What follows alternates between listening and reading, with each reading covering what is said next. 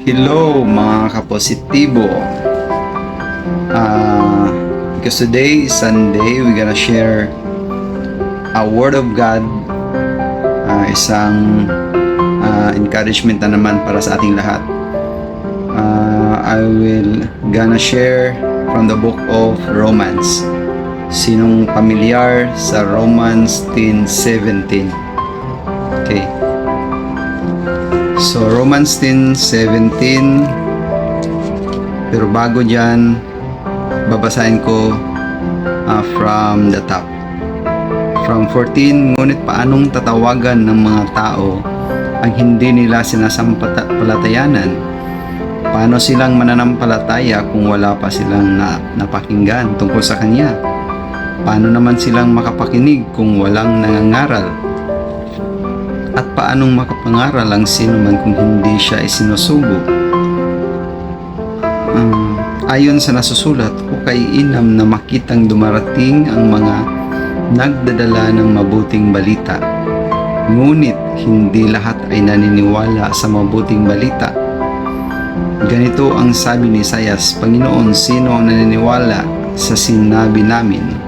Kaya't ang pananampalataya ay bunga ng pakinig at makakapakinig lamang kung may mangangaral tungkol kay Kristo. Amen. Kaya mga kapositibo, kailangan tayong makinig lagi ng mga salita ng Panginoon. Hindi natin gawin ng Panginoon na parang takbuhan lang kung sa panahon ng emergency. Minsan, ginagawa natin siyang bangko, ATM machine, no? Kung kailangan natin ng pera, tsaka pa tayo luluhod. Kung kailangan natin ng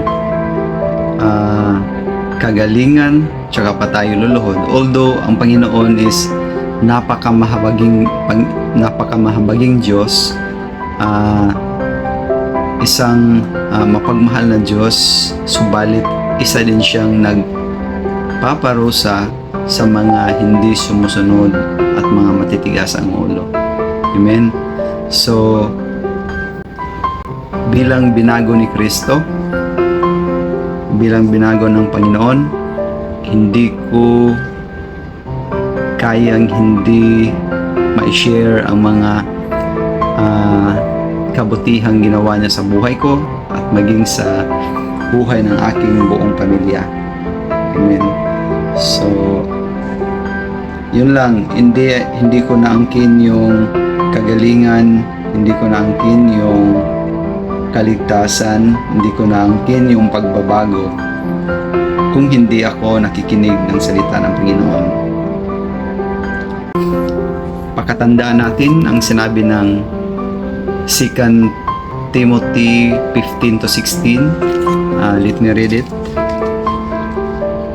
Anong sinabi mula sa 15? Mula pa sa pagkabata, alam mo nang ang banal na kasulatan ay nagtuturo ng daan ng kaligtasan sa pamagitan ng pananalig kay Kristo Jesus.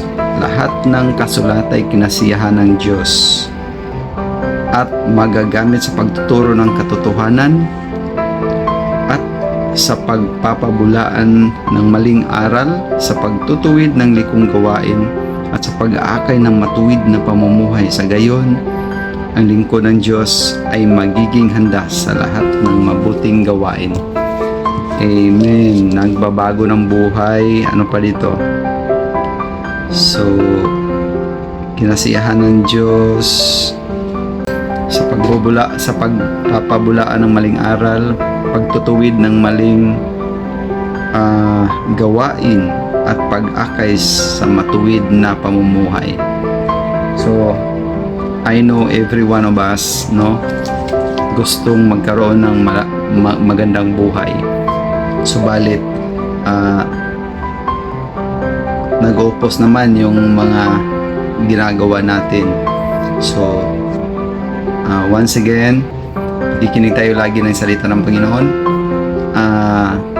Huwag niyong yung nakagisnan natin ng mga perception or mga mindset natin na pag sumunod ka or lagi kang umati ng mga ganitong mga gawain na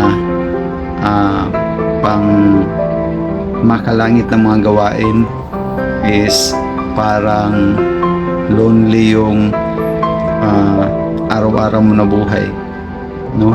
Kasi hindi mo na magagawa yung mga ginagawa mo dati. Magagawa mo kung gusto mong gagawin, pero may consequences doon.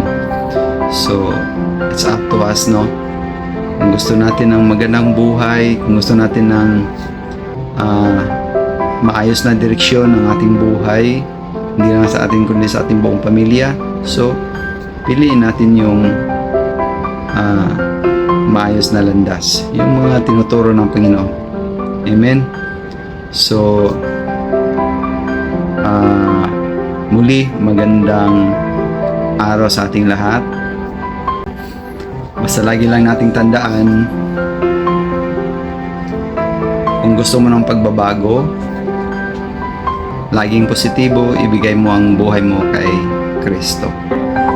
Amen.